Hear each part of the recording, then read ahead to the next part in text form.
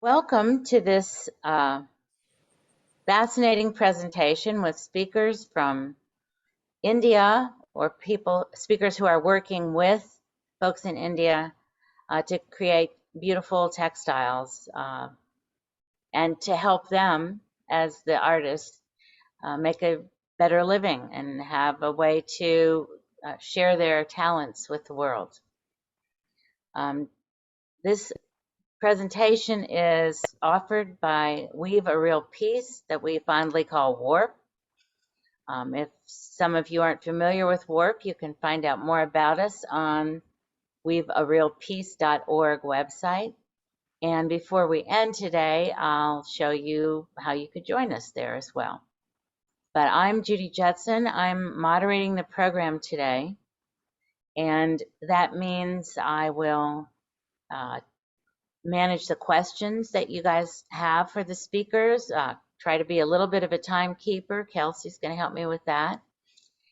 And we do definitely want to encourage you to think about questions as we go through the presentations.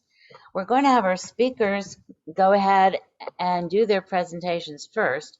If you have a question that's directly related to something that's going on in the talk, please put it in the chat. Feel free. We'll be monitoring that and we'll get that clarifying question answered.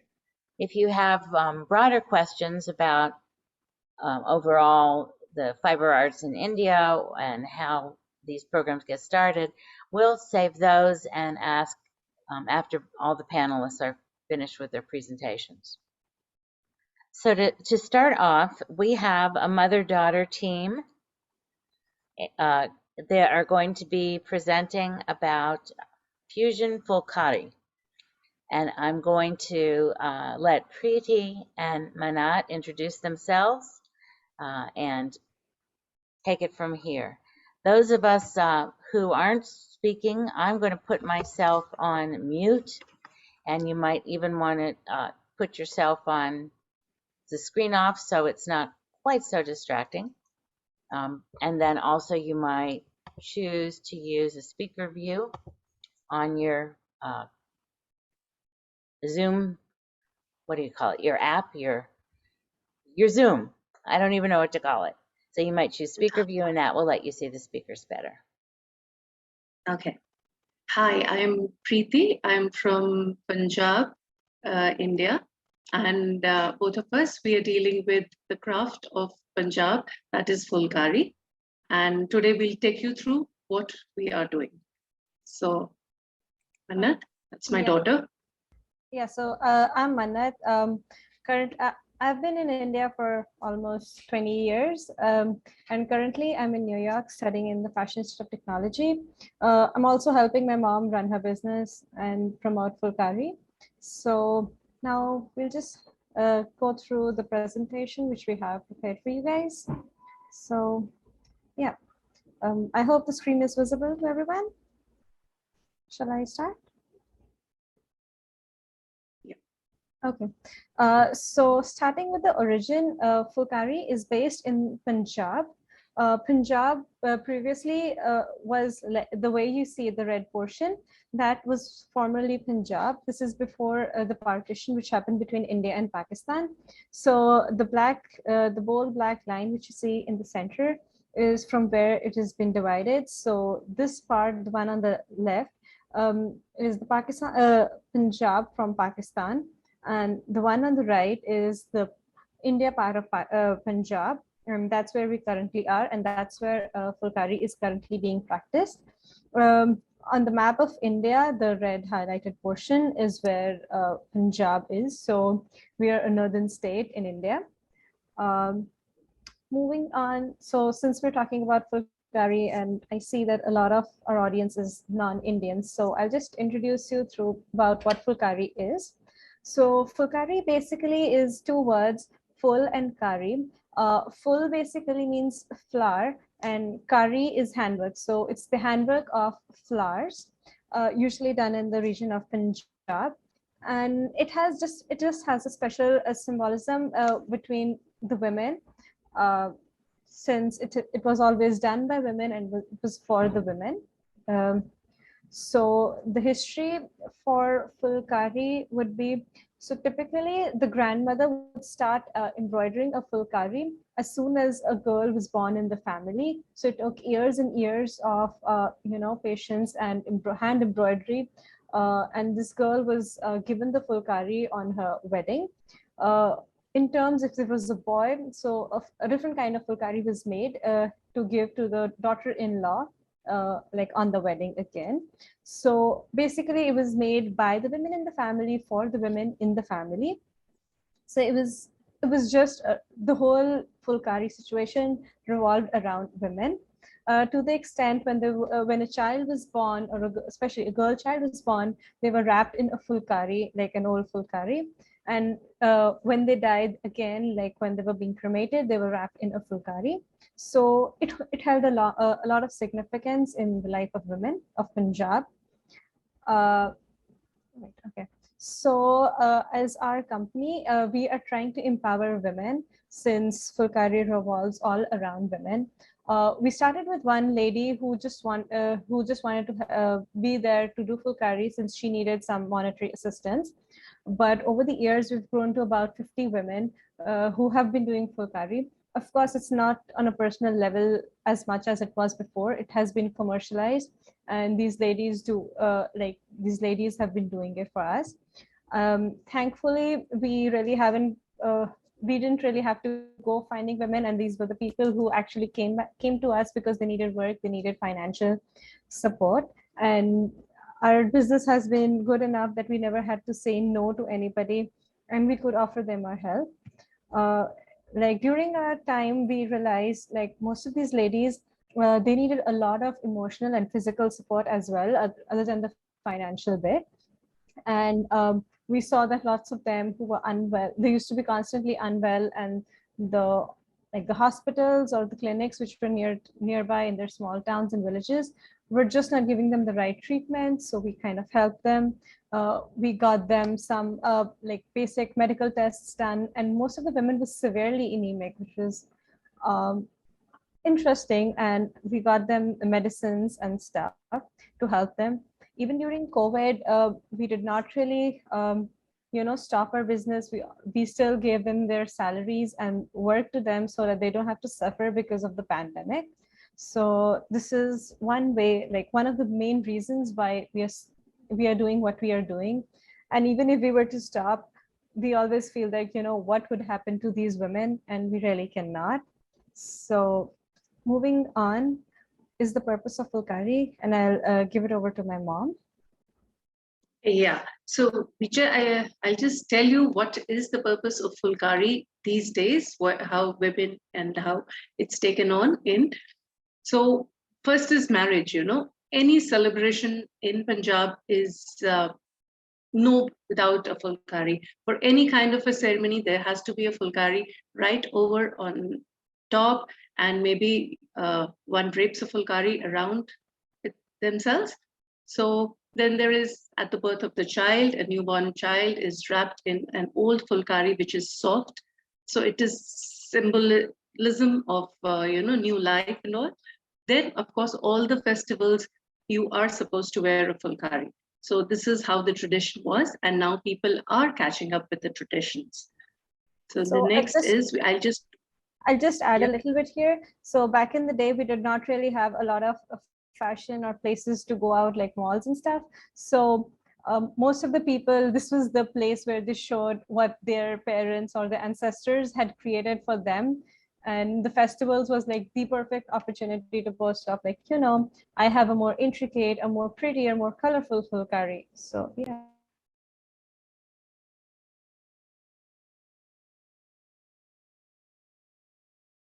Do you want to continue?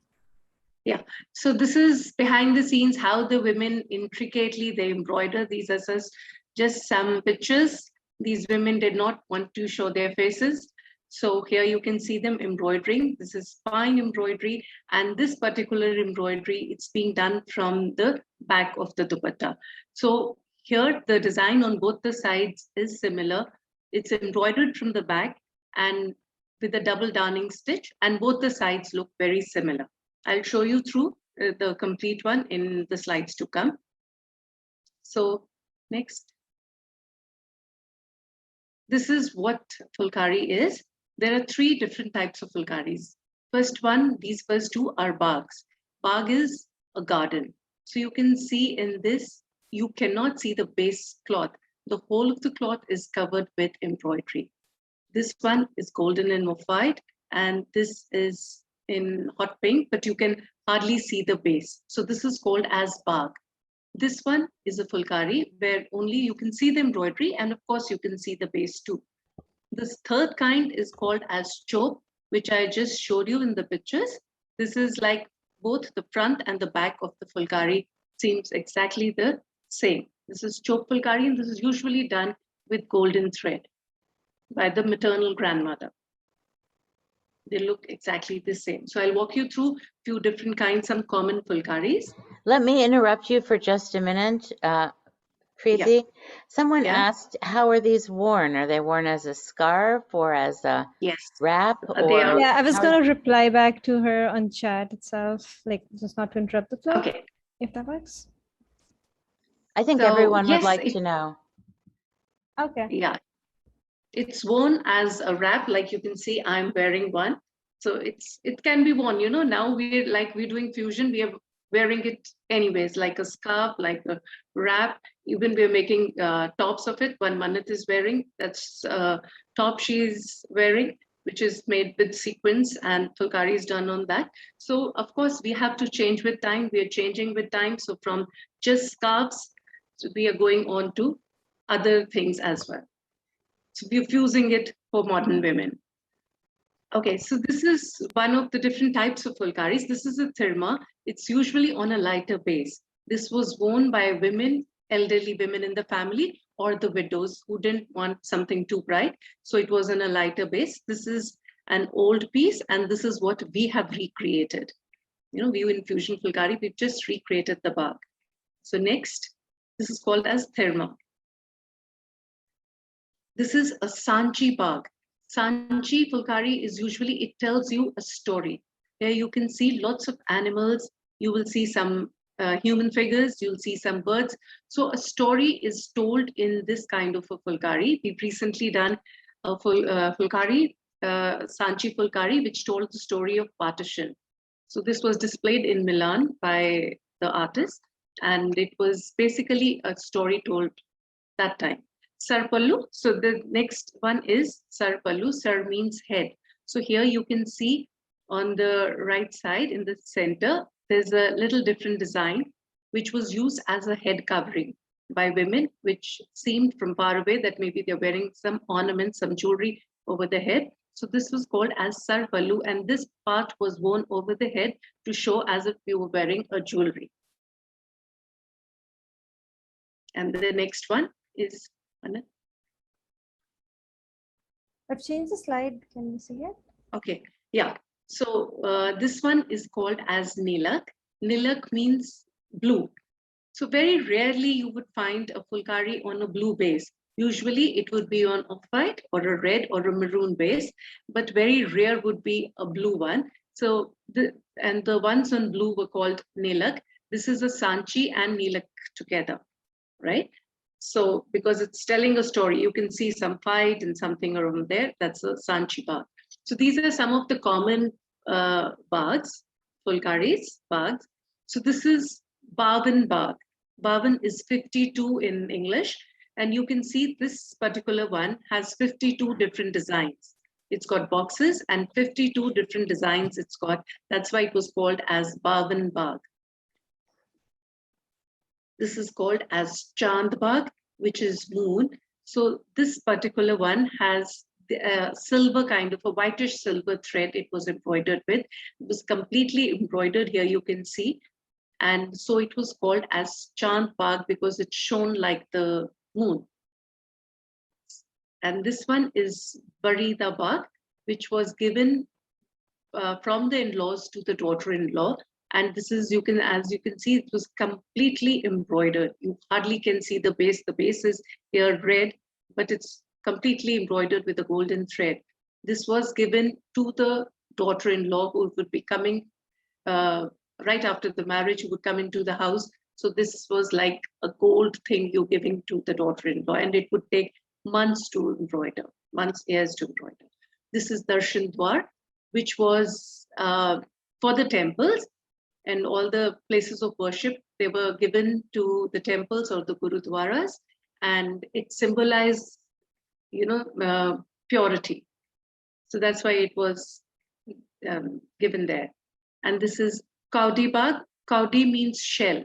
So you can see this design is like shells. So it's so intricate. Again, this is a bag where you can hardly see the base. It is completely embroidered and it looks like shells together, shells woven together. Yes, Manat. And this is choke, what we had shown you earlier. This is absolutely dying art. There are not many women who can embroider this. This is very intricate, and from the back and the front, it seems same, double down stitch. Even Manat has tried to learn this art, but it is very difficult. She couldn't really. She could make a little small box, but it was difficult. And this was a maternal grandmother would embroider for her granddaughter to be given at the time of her wedding. And this is what I wanted to show. Traditionally, it was embroidered from the back. Fulcari was embroidered from the back. Of course, now we have people who are embroidering it, the women who are embroidering it, they're doing it from the front. But earlier it was done from the back, and you see this is the back and this is the front. And the back was as neat. Here, even the one I am wearing, this is the back, which is as neat. So it was done from the back, and the design would come in front, and without any print, no printing was done. The design was in the mind of the women, and they would just make it. Okay, so with that, we finished anything, and here at the back you can see a choke which has been done by us. We are trying to revive the old motifs and all the old techniques which were being used earlier. We're just trying to revive all those. So any questions you have relating? Yeah, I think we'll hold the questions until the end and go on with the other presentation, but thank you so much. Beautiful colors, beautiful slides. Someone wants to know if the thread is silk. What do they use for their thread? No, it's not really silk. Earlier times they would use silk, but the silk wasn't of that good a quality. It would go off after a few washes, But now we're using a mixture. It's not pure silk, but it's a flossy silk. It's not pure silk. But for certain things, we've started using cotton threads for like stools and certain things which are going to be used more for upholstery and all. We've started using cotton threads too. But in earlier times, of course, they used silk thread. We don't get that quality anymore. Very good. And then someone asked how they could support your organization. Do you have a website where you sell these, or do you have? We do have an Instagram page, and we do have a Facebook page. Okay. Maybe Manat could put those. Oh, there we go. Thank you. Okay. We imagine it, and there it is. So you can email them at fusionfulcari@gmail.com. You have their Instagram and their Facebook handles. Thank you. Okay, let's go on to our second presentation then. And I want to introduce you to Arushi, who's going to talk about, well, she's going to start sharing in a minute. Once Manat kind of stops sharing. Yoo-hoo. Great. And now we're going to hear about LoomKatha. So should I begin? Yes, please do. All right. So I'm Arushi, and I've been working in the handloom and craft sector in India for over a decade now, both with various non-profits as well as more commercial export houses who promoted Indian crafts. I set up my own organization, LoomKatha, in 2017 because I felt that while there were many crafts that have developed over the past decade, and with the spurt in sort of the Indian economy, as well as IT making communication so much easier with other countries, a lot of crafts in India have seen growth, and they are doing very well, like Banarsi weaving or Chanderi weaving.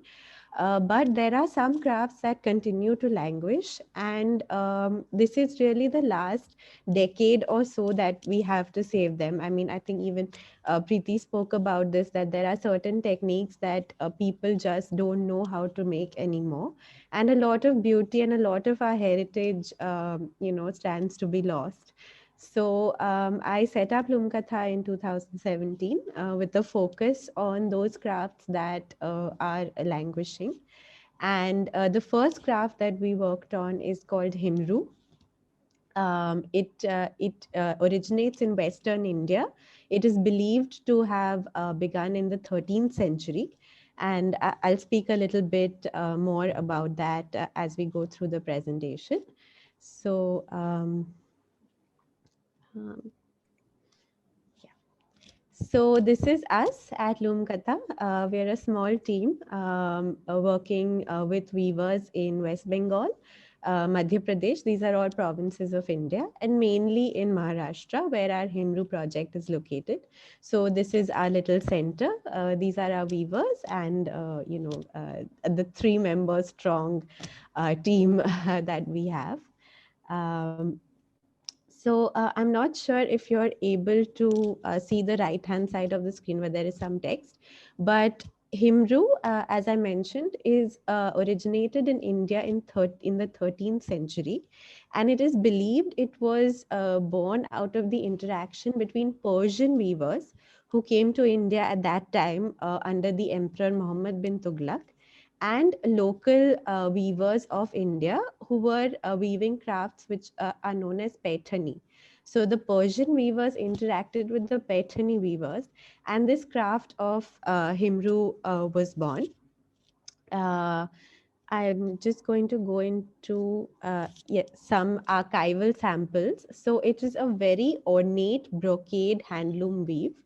If you see the picture on the left is an archival swatch of Himroo, which is with the V&A Museum in the UK at present. And you can see that it's very intricate. It looks almost like embroidery because an additional weft layer is inserted through the width of the fabric.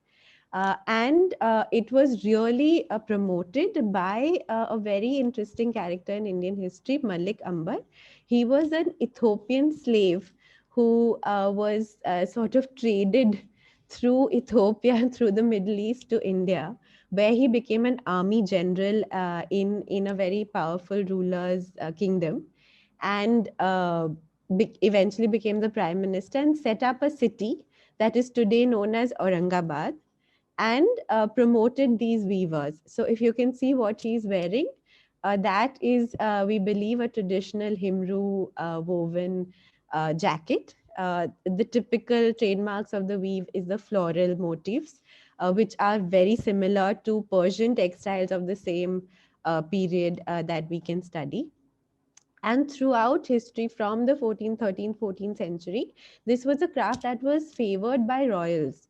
So it was worn by royalty and nobles and people of a high rank in the government service, whether it was during the Mughal rulers, during the Nizams who were favored by the British and who ruled over this area at that time, even into after independence. So the picture on the extreme right-hand side is a famous Bollywood actor, and his jacket that he's worn in this movie is a traditional Himroo, and we were actually able to work on weaving this very same design when we started the project. So this is a craft with a royal, very interesting, romantic, almost history to it. And, I was sure that I wanted to work on reviving this. But the harsh reality was when I went to Aurangabad, which is the birthplace of this craft, while there were boards everywhere that claimed to be selling Himroo, I was not able to find a single hand woven piece. What had happened was that the mills in the area over time had started picking up the Himroo designs and sort of dumbed them down and were producing mass-made, mill-made bed sheets and bed covers, which were sold for as little as $3, probably $2 even. And this had very adversely impacted the livelihood of the weavers, to the point that all the looms, up until 1962, the census survey says that there were over 200 Himroo looms in this region. But by 2018, there wasn't a single loom that was operational. And it seemed like a very challenging project. We didn't know whether we could go ahead, because where was the skill set? What was that one starting point that we could use to take us forward? So we spoke to many academicians and researchers in the area, and ultimately we found one family that used to run Himroo looms, who had still maintained some of their original swatches. So if you can see, these are over 60, 70-year old little fragments of Himroo, which were actually kept for weavers to reference so that they could reproduce the same design. And we were able to find these and therefore study the actual physical cloth and determine the weave structure. So this was our initial starting point. The same family had two looms that were in completely defunct situation. So if you see the picture on the left hand side, that shows the status of the loom when we found it. And through a process of constantly working on literally each thread, each sort of pick, and each element in the entire harnessing structure, we could restore two of these looms. It took us almost 4 to 5 months. And the picture you see at the bottom is the restored loom, where you can see that the warp has been laid, and the what we call the paga, which is basically the white threads that are kind of the harness, they have been set up. So this was what took us a good amount of heartache and a good amount of time. And we were finally able to weave our first design, which is called Kagaz Ka Jal. It means a web of paper, because I suspect that this design was initially cut through paper. And so on the right hand side, you can see the original archival swatch. On the left is the graph that we had recreated in the city of Banaras, because there were no graph makers left in Aurangabad. And the on the loom, you can see literally the first few centimeters that we wove. So if you look at these three pictures, that really tells the story. When we started weaving, the first product was not even legible. I mean, you couldn't even tell the design. The entire harnessing system was so sort of tangled up that nothing legible was visible. And then eventually you begin to see the motifs, and you begin to see more and more complex motifs, and that has been the way this project has sort of developed. Of course, all of this was not possible if we did not find Hamid Bhai. He's the one sole surviving weaver of Himroo in Aurangabad whom we could locate at that point. And he had been driving an auto, basically like a tuk-tuk, for the last 15 years once the looms shut down. But he was willing to take a leap of faith with us, because weaving is so much about your heritage and your family, and your identity, that for him it was a positive step that he could go back to doing what had been a craft in his family for generations. So he wove the first samples for us, and then trained a small group of women who were relatives of weavers who had passed away. So we were able to find a list of weavers and speak to people, and then sort of find the families. And some of the young women agreed to learn this craft, and Hamid Bhai trained them. And it was literally, I think, again, as I said, beyond, of course, the income uh, increment that happens. So all our weavers now today can earn between 7,000 rupees to 12,000 rupees a month, which is basically around 100, between 100 to $150, which is significantly, which is almost double of what they were earning doing domestic work or manual labor jobs.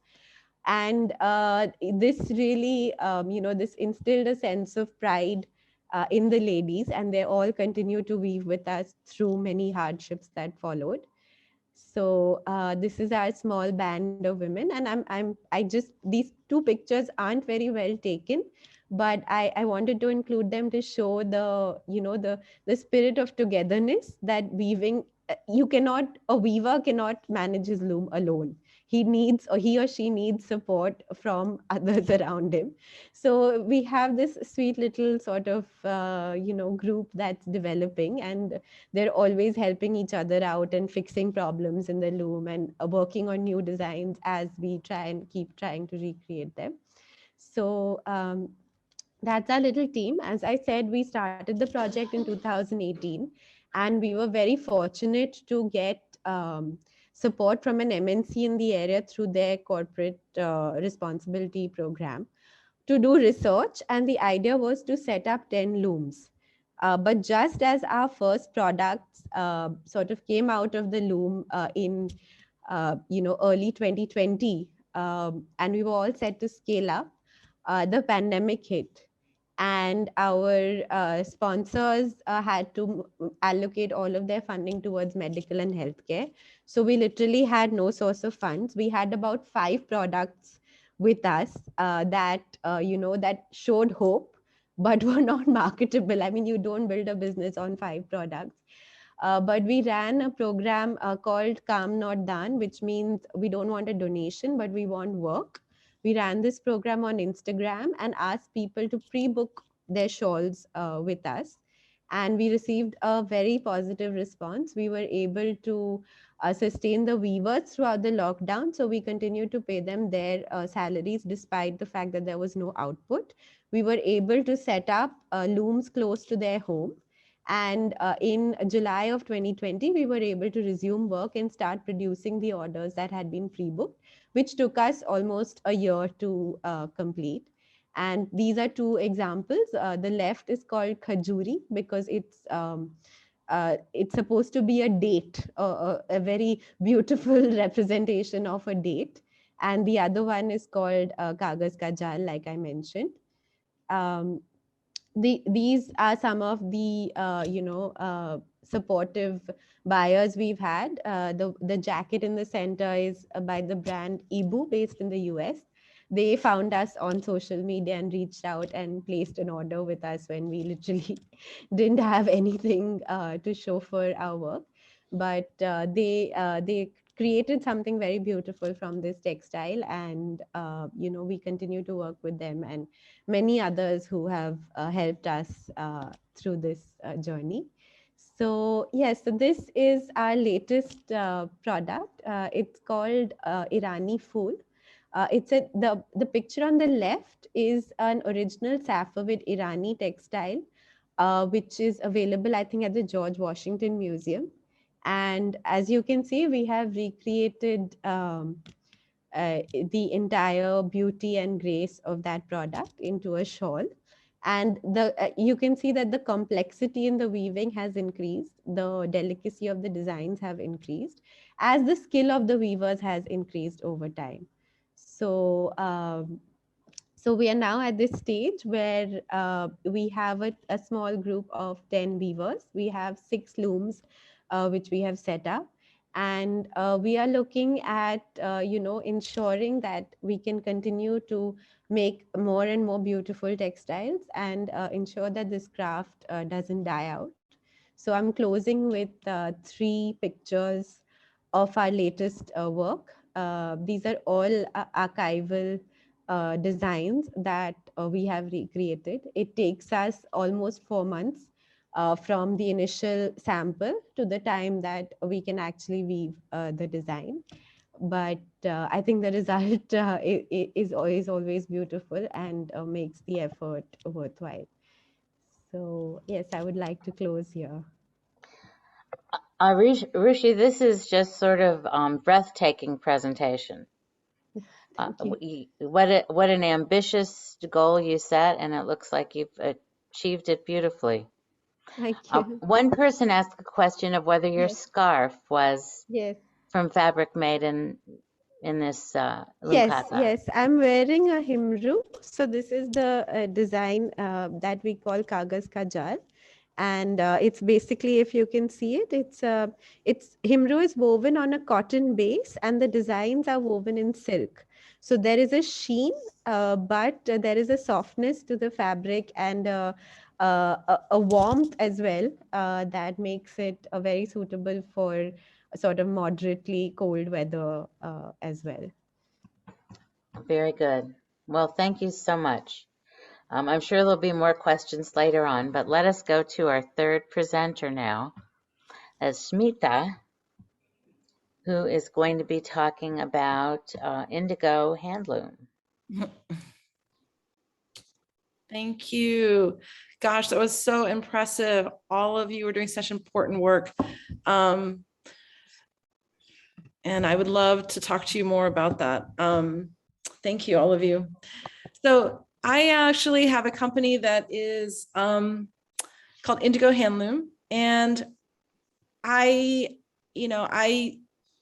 there are so many fine traditions in India, but I really tried to concentrate on this idea. I thought I had an opportunity because I lived in the United States and I grew up here, but I also understood the capacity. I felt like I could understand what was possible with Indian textiles.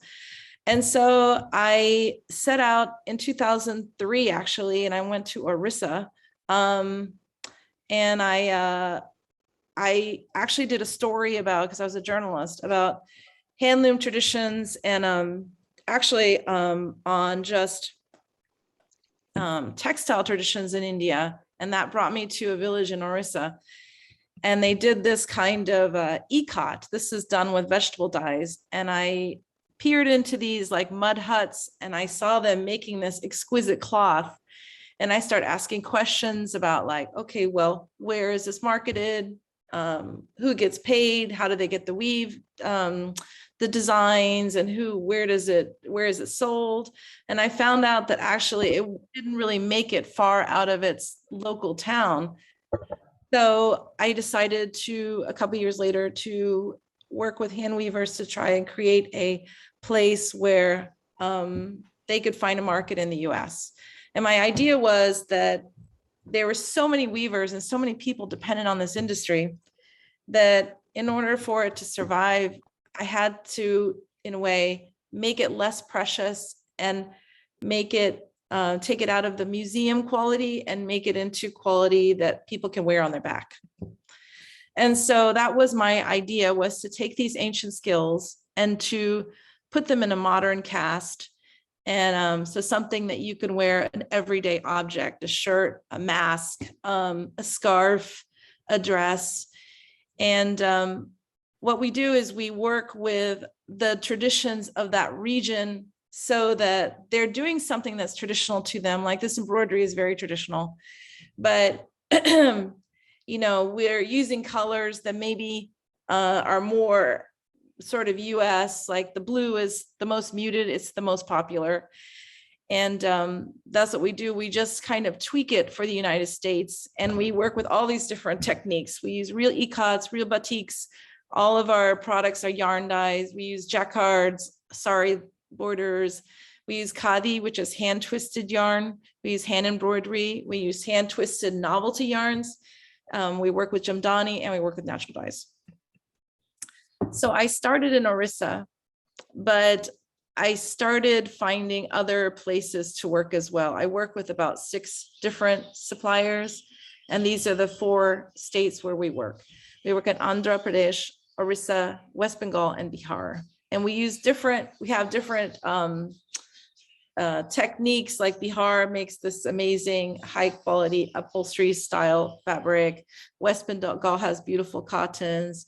Orissa has amazing ikat, and so does Andhra Pradesh. So we mostly work in natural fibers. Once in a while, we'll use a novelty yarn. And so I started with not really knowing much about the fashion industry and not really knowing much about how to get started, but somehow I built up and I started doing special projects for people. So these are some of the people that we've done special projects for, a special scarf or a special garment. These are just some of the people we've worked with. My biggest client has been Eileen Fisher. They were really instrumental in getting me established, and it was a risk for both of us. They had tried hand loom and it didn't work. And then they worked with us, and I was just I felt like working for a large company was a way to sustain the business as well as sustain the skills, even if they weren't doing the finest kind of hand loom, because the finest hand loom is becomes so expensive.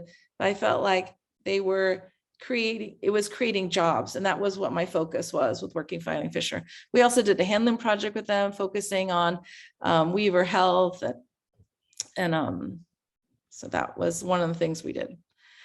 And we've done a variety of things. We do, you can see like the sari border is a very old-fashioned sari border is in the speech cover-up. We have batik in the robe. We use jacquards and the other scarves. Like, we try to use what is traditional there, but just kind of muted more for the US market. So we make these. We also do clothing. You can see some of the traditions in all this. You see the ikat on the left side with the dress, and sari borders, and khadi is the white dresses in khadi. We also do ikat aloha shorts. Since we moved to Hawaii, feel very inspired by Hawaii. So we started this whole thing of 100% pure ikat shirts that were just introduced. We also sell fabric to the industry as well as to individuals. We have this blue fabric could be used for pillows. This is like a traditional ikat. This is a novelty nubby handmade thread that could also be used for an upholstery product. This is a fine ikat, randomized ikat, and a fine khadi. And this is a sheer mixing silks and cottons in various stripes. We're also now working with natural dyes, experimenting with products there. We work with a company that does real indigo denim. And so now that's actually in another state. I forgot to mention that. So the process of hand loom is, there are 9 processes. I didn't put all of them on here, but I just wanted to go through like how difficult it is actually to get something from cotton to fabric. And all the processes are mostly done by hand, especially when you're working with khadi. So, first the yarn has to be washed, and then it's spun into a khadi, mostly by hand, mostly by women. Then once that is dyed, then it again has to be spun into these little spindles. So the warp, which is the long threads that go into a garment, like when you're having yardage, the long threads are the warp. I'm sure you guys know that, but this is how they do it. They put it on this giant wheel, and then that's how they can determine like the lengthwise stripes, the width, and the length is all controlled by the warp. And then the weft all has to be put on these tiny spindles. All the colors that are in the weft appear in these tiny spindles. So takes a long time to get things done. The actual weaving is the easiest part not the easiest part, but it's probably, it's the shortest amount of time is actually in the weaving. The warping and putting the threads together takes the majority of the time. From start to finish, it takes us about two months, sometimes 2.5 months to make anything, whether it's like 20 pieces or 2,000 pieces. It always takes the same amount of time because all these processes take time. So you're probably wondering, why would you go with handloom? Because it is so time consuming. It's done, weaving is done by both. Wait, I wanted to show one more. Both men and women. A lot of times people assume that everyone I work with are women, but the majority of the people I work with are women, but there are a lot of men, and sometimes it's very beautiful, actually. A lot of times husbands and wives will work together, brothers will work together, fathers and sons will work together. It is a skill that's, handed down through generations. And yeah, and so, but it's mostly women that do the understory of the weaving understory, all the like the support industries are all women. So why choose handloom? Because it's extremely good for the people. Like, for every weaver that's employed, 8 people underneath him doing all those processes are also employed. And usually artisans and people who are working are supporting more people in their family. In average, I think it's each weaver is supporting 9 family members. So every time you choose something made with handloom, you're affecting so many people. And it's particularly good for women. 62% of our weavers are women. And as I said, all the understory, all the other stuff that's done, all the processing of the yarn is also done by women. And many of the weavers that we work with are part-time, because it's kind of the perfect job for a part-time mother. I mean, not part-time mother, but a part-time because you're a mother. In our photographs, you often see people, women with children around, and people always assume like they're like, yeah, worried about child labor, but it's really just that the mom and the dad are working, and the children are hanging around their parents. And this industry provides an opportunity for women to fulfill those traditional roles as a mother and head of the household while weaving and supporting their family. And then while I was doing this work, I first did it for the beauty, but then I started to understand what it did for the environment, how different handloom is compared to machine-made cloth. Most textile mills require thermal energy. They're powered by coal, and we all know what the dirty side of coal is. We don't need any coal. We can produce like raw cotton to a full like meters of cloth without using any coal at all. So that's one of the industries. The other thing is that the textile industry uses up to 2,000 different chemicals. And they're not obliged to tell you which chemicals they're using. A lot of them are hidden behind trade names. A lot of them are known carcinogens and endocrine disruptors. There's a lot of things that is not, there's very little regulation of that. And of course, all those chemicals that they use lots of water, and the discharge is also largely unregulated. The textile industry, the #1 polluter of fresh water on the planet. In comparison, handloom uses very few chemicals. We use a low impact dye. It doesn't use any energy. And so it's got such a tiny footprint, it's almost not measurable. And then the final reason to choose handloom is because it's good for you. When I talk about the chemicals, I'm just listing all the different things that are used in the production of modern fabrics. That's a list. There's all kinds of washing agents, detergents, scouring, leveling, sequestering, whitening, fixing agents, and none of it needs to be like it. They're not obliged to disclose anything. And I just want to talk a minute about like the most popular fabric right now in the world is polyester, and that is the energy use of polyester and nylon is like 2 times to 3 times the energy use for making regular cotton, milled cotton. You can imagine what the difference is between handloom and polyester. And I just want to say, like, polyester a long time ago was in 1987 was already tied to breast cancer. And I'm just putting that up there for whoever needs to hear that message. Polyester is made with plastics, and it's the most prevalent fabric in our world today. And you can just Google these people at Tufts University if you want to know more. And, you know, what I would like everyone to consider is like, what is real luxury? I look at the products that were shown by Preeti and Manat and Arushi, and I think that's real luxury, like things that are helping people and helping people out of poverty. Fashion can be a force of good.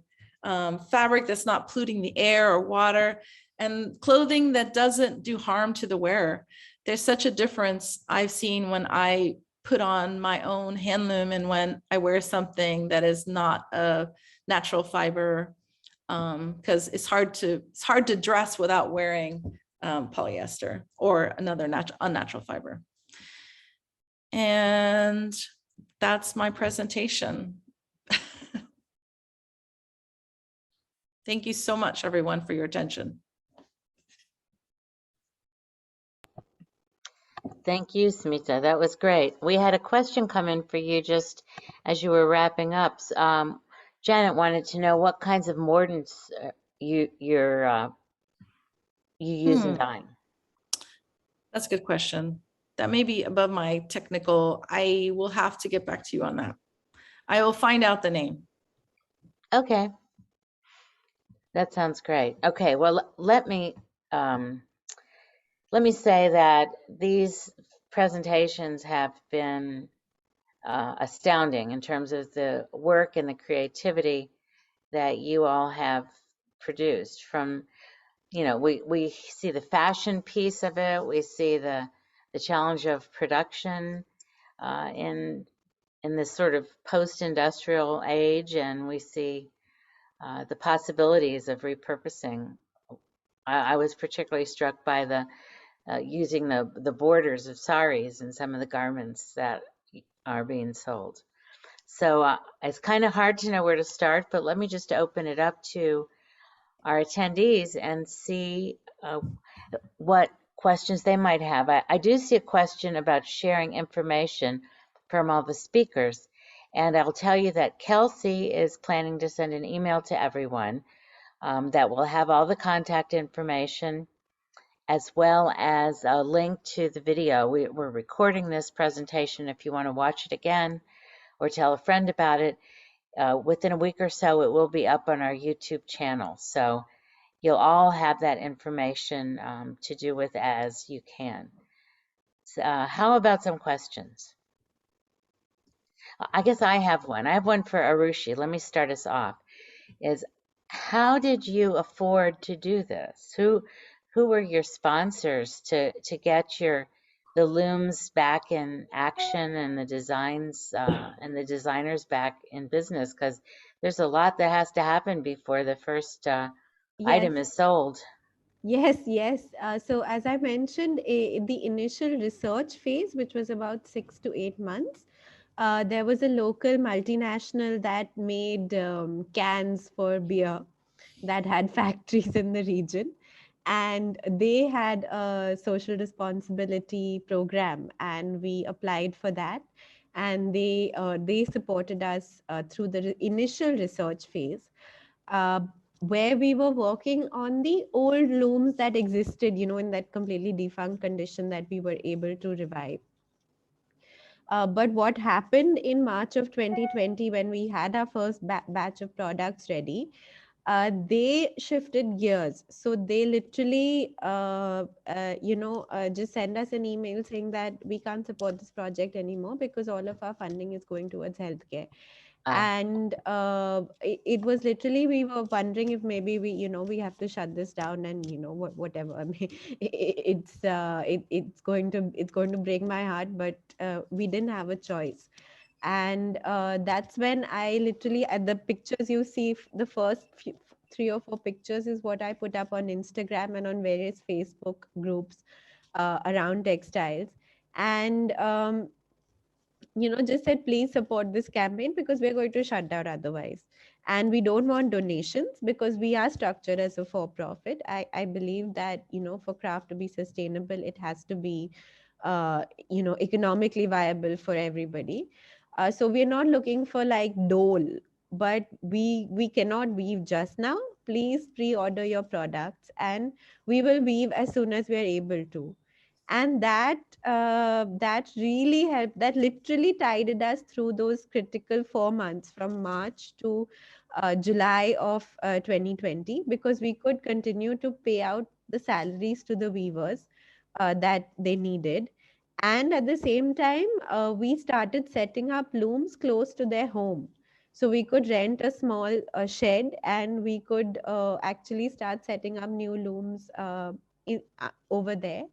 And in parallel, of course, then after that, once we were able to begin weaving, Ibu is a brand, a US based brand that reached out to us literally through social media. I didn't know them, they didn't know me, and they read an article I had written and they came forward with a large purchase order and gave us an advance to begin weaving. And we could, so step by step we could proceed. And we are working with them now to train a few more ladies and sort of make the structure more stable. So that is, yes. And we also, in parallel, I mean, we do work again in Bengal with crafts that are a little bit easier to produce. So that sort of subsidizes a part of the Himroo project as well. And I mean, we have a very sort of old account book kind of attitude, where every month we look at what we've got and what we've spent, and we keep a tight control so we can sort of buffer for the future. Very good, thank you. I wanted to ask, someone asked about how many employees does Indigo Handloom have? Well, and where are they? We know you're in Hawaii, right? yeah. So what I do is I work with exporters on the ground. So I don't have any direct employees. I work with people. I can't, I'm not from those regions. It's not like I can come in and start working there.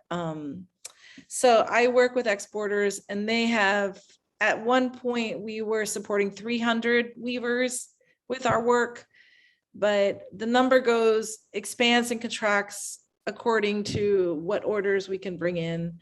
But, we can do large volume because we do have a huge number of weavers who want to work with us.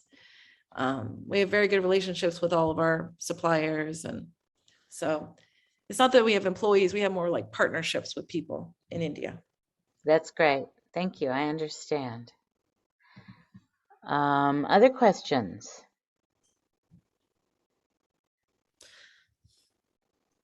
I see a note from our newsletter publisher, Linda, and she says there are articles in the spring 2020 and spring 2021 issues written by Arushi about Himroo.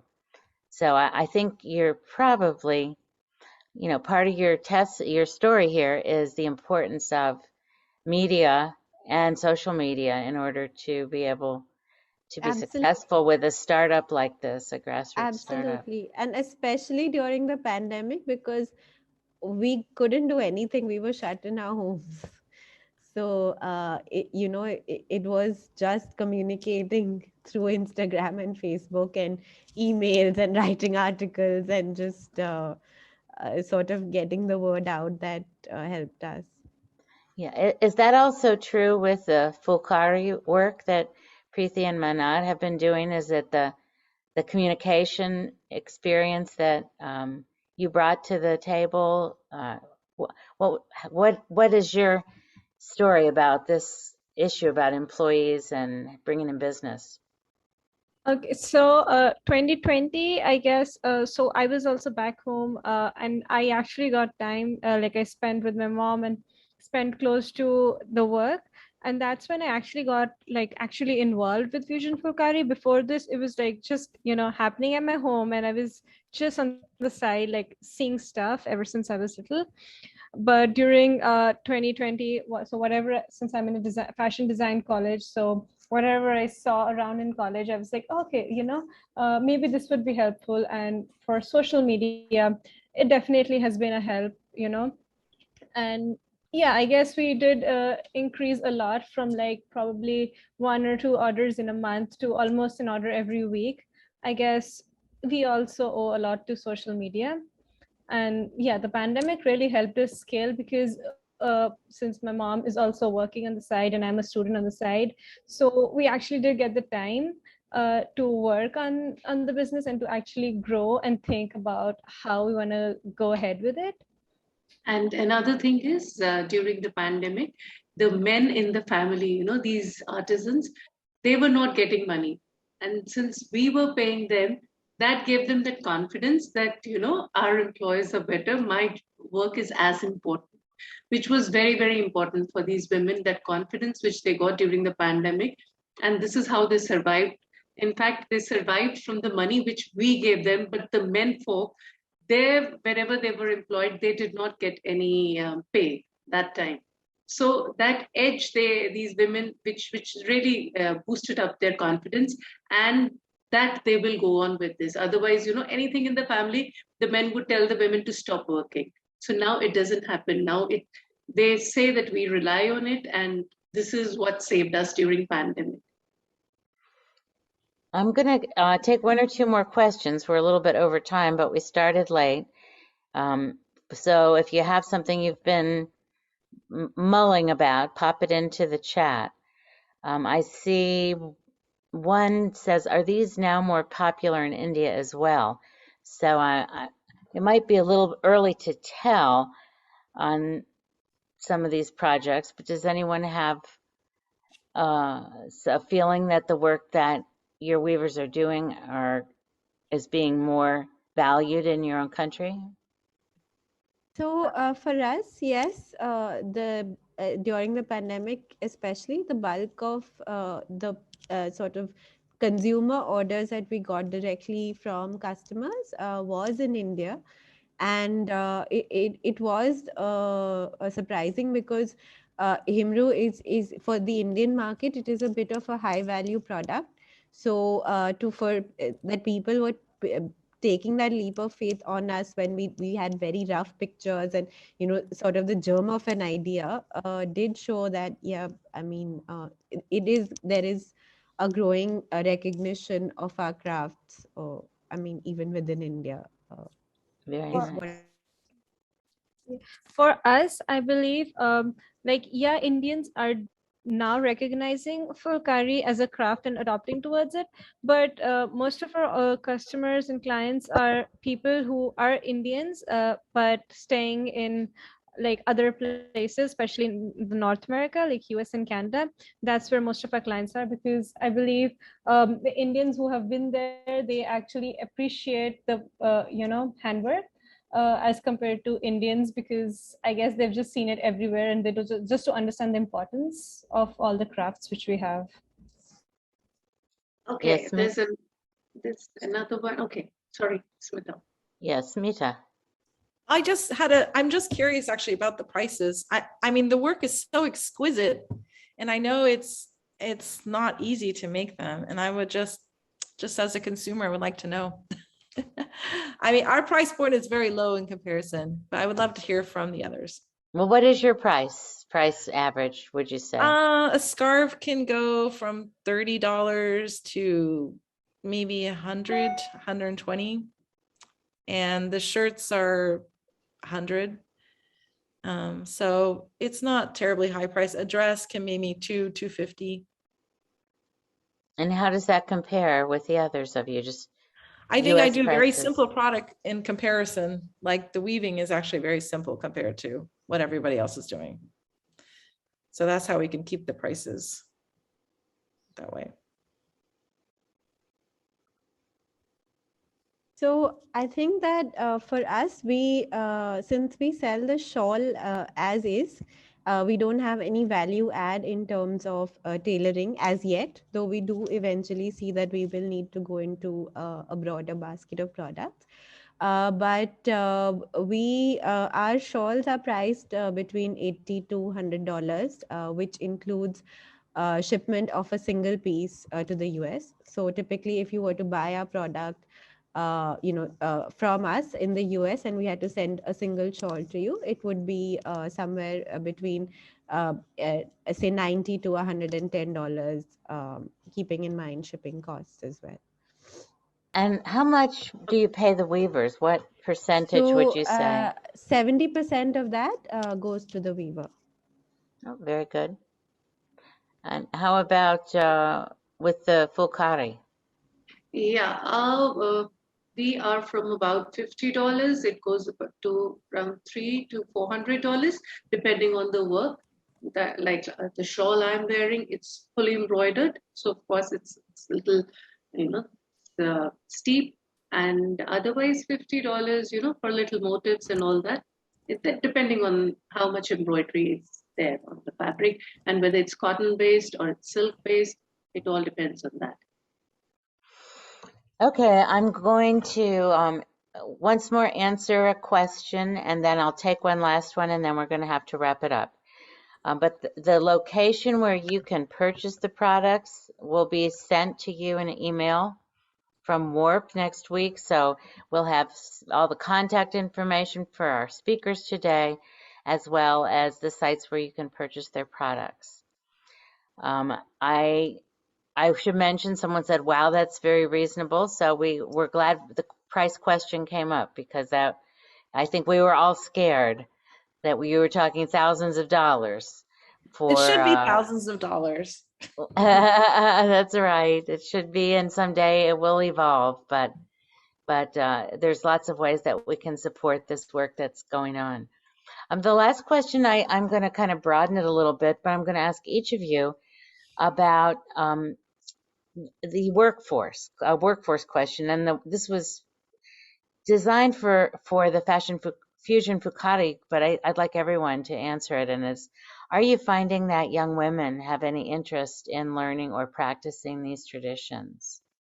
Well, no, I don't think so. They are not, but now I've just seen a little bit of trend changing when they see their mothers earning quite a bit. And then I have seen these girls, I've been seeing them for the last 7 or 8 years. They didn't want to learn this at all. But now when the mother's earning quite well and she's asking the daughters, you should have some kind of a thing in your hand, you should know the art. So she is teaching them and they're enjoying it. But I have seen another trend is they don't want to learn it before they get married. Once they're married, they realize they're going to be, it's just, they're not doing anything at all. So because before getting married, they have big dreams. And after getting married, it's the same household thing, what their mothers used to do. They're doing those same chores and all. So then they come back and then they want to learn the craft and then earn like the other ladies. So this is what I have seen in the last 10 years of my working with these women. The younger ones don't want to, but finally, few of them end up after they get married, they want to.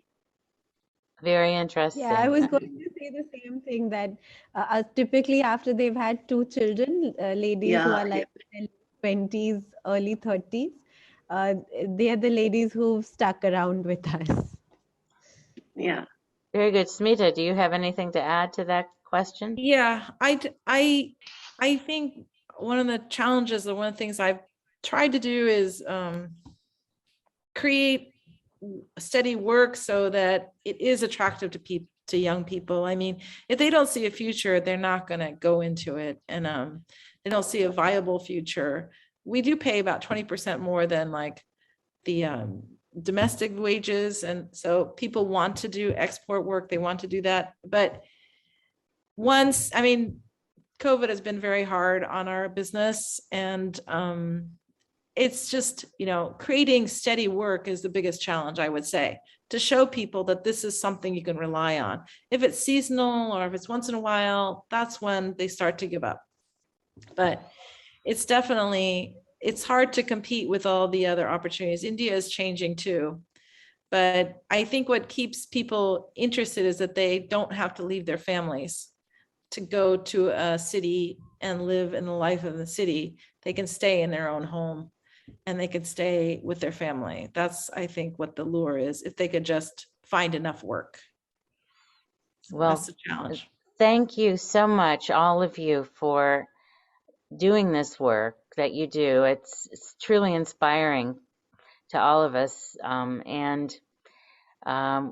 I'm sure that you will have more customers as a result of this presentation today.